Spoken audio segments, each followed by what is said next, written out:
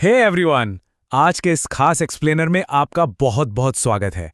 यार, आज हम जिस टॉपिक को डिकोड करने जा रहे हैं ना, वो सच में आपके रोंगटे खड़े कर देगा। हम बात कर रहे हैं छलावा की।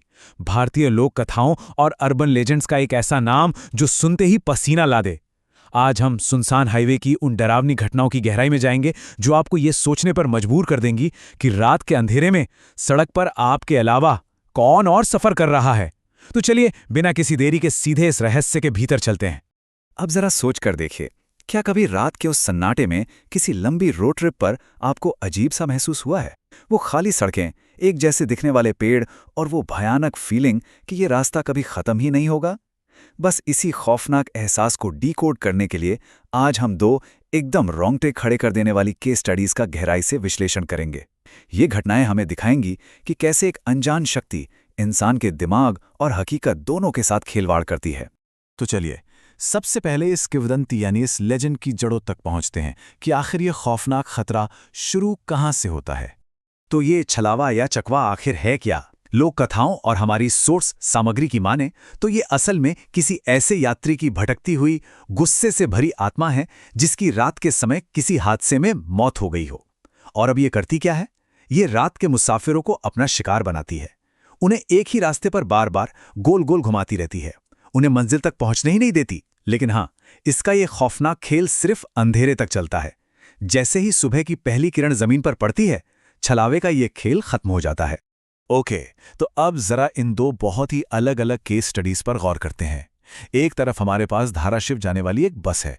इसमें 21 कॉलेज स्टूडेंट्स हैं जो दिन भर की ट्रिप के बाद एकदम बुरी तरह थक चुके हैं। और दूसरी तरफ लोनावाला के एक पहाड़ी हाईवे पर एक कार है जिसमें 4 दोस्त हैं और वो शराब के नशे में पूरी तरह से धुत हैं। आप ध्यान देने वाली बात यह है कि ये पारलौकिक शक्ति कितनी ज्यादा स्मार्ट है। ये एक बड़े और थके हुए ग्रुप के लिए अलग पैंतर आजमाती है और छोटे नशे में धुत ग्रुप के लिए बिल्कुल अलग स्ट्रैटेजी। अब हम देखेंगे कि ये शक्ति कैसे न सिर्फ आपके दिमाग के साथ बल्कि आपके आसपास की भौतिक जगह यानी फिजिकल स्पेस के साथ भी खिलवाड़ करती है। मतलब ये लिटरली इम्पॉसिबल है। बस वाली ट्रिप में वो लोग बार बार उसी घने जंगल और उसी बंद चाय की टपरी से गुजरते हैं। सोचिए, एक ही पलटा हुआ ट्रक उन्हें रास्ते में कई बार दिखाई देता है। और कार वाले केस में उन दोस्तों को अचानक एक बोर्ड दिखता है जिस पे लिखा है कि लोनावाला सिर्फ 60 किलोमीटर दूर है, जबकि वो लिटरली 8 घंटे का सफर था। और तो और, बस में सवार सुशील सर का गांव जो 7 घंटे दूर था, वो असंभव रूप से सिर्फ 2 घंटे में आ जाता है। ये छलावा समय और जगह को इस तरह मोड़ देता है कि इंसान पूरी तरह से बौखला जाए। और ये चीज बहुत ही ब्रिलियंट तरीके से इलस्ट्रेट करती है कि छलावा कैसे आपके लिए एकदम कस्टमाइज्ड खौफ तैयार करता है। बस वालों के लिए इसने एक नकली बोरगांव बनाया। वहां सुशील सर को उनके ही परिवार की कटी हुई लाशें दिखाई गईं ताकि वो इतने गहरे सदमे में चले जाएं कि खुद अपनी जान ले लें। दूसरी तरफ उन कार वाले दोस्तों के लिए एक नकली ढाबा क्रिएट किया गया। वहां उन्हें ऐसा खाना परोसा गया जिसमें जिंदा कीड़े रेंग रहे थे। पर्पस एकदम क्लियर था, दहशत फैलाओ, दोस्तों को अलग करो और फिर उनका शिकार करो। तो आखिर ये शक्ति अपना शिकार चुनती कैसे है? आइए इसके साइकोलॉजिकल पहलू को समझते हैं। सोर्स सामग्री में एक बेहद खतरनाक वेरिएंट का जिक्र है। इसे कहते हैं अमावस छलावा। नाम से ही साफ है ना, ये अमावस्या की उस घनी काली रात में निकलता है। और ये नॉर्मल छलावे से कहीं ज्यादा लीथल है क्योंकि इसे बड़े ग्रुप्स का शिकार करना पसंद है। इसका तरीका सच में डरावना है।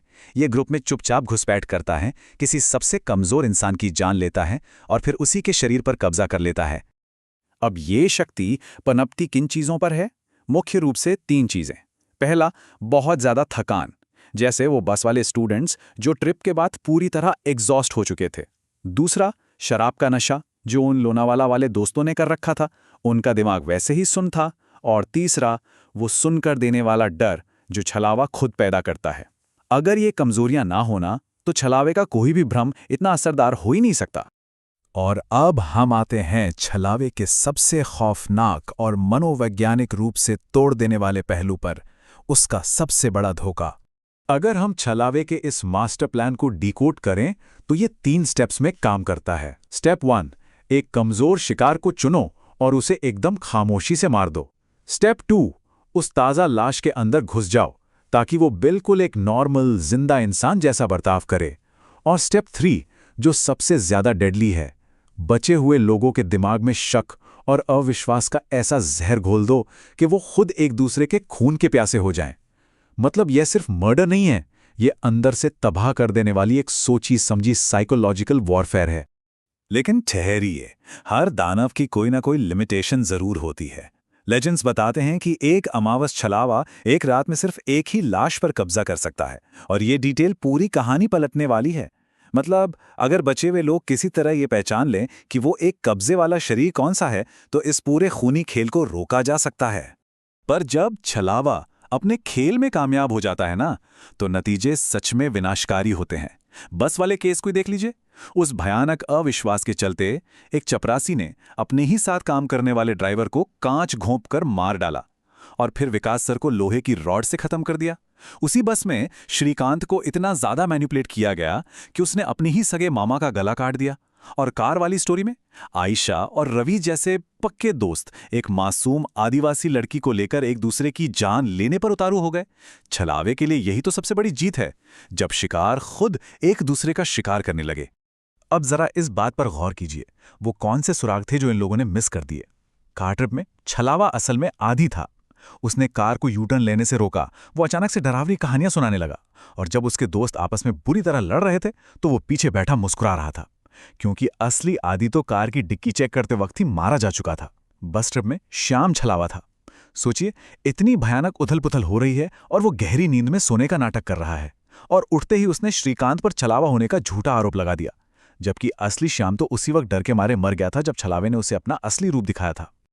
और फिर आता है वो सबसे भयानक पल। खून से लथपथ बस श्रीकांत अपने मामा को मार चुका है, और तभी श्याम उसके पास आता है। उसकी आंखें एकदम सुर्ख लाल हैं और वो एक खौफनाक हंसी के साथ कहता है, लेकिन छलावा तो मैं हूं। मतलब आप सोच सकते हैं उस पल का खौफ। सारा भ्रम टूट जाता है। दुश्मन बाहर किसी अंधेरे में नहीं था, वो शुरू से उनके बिल्कुल बगल में बैठा था।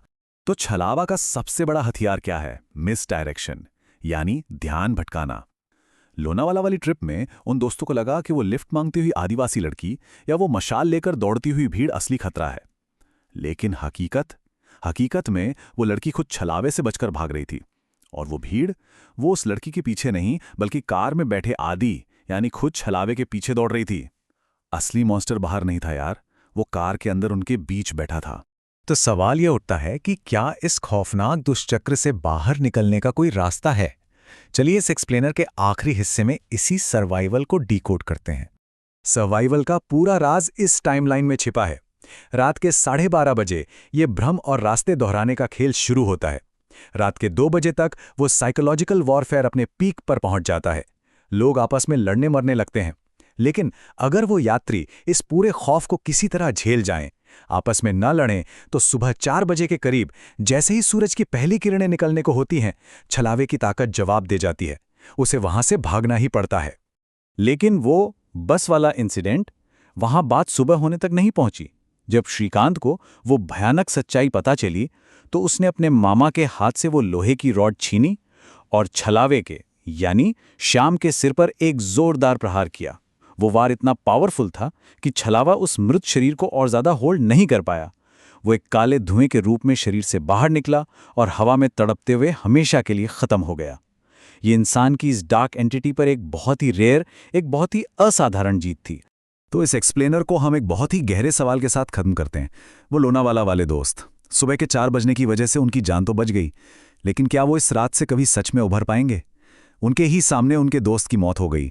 उन्होंने खुद एक दूसरे की जान लेने की कोशिश की।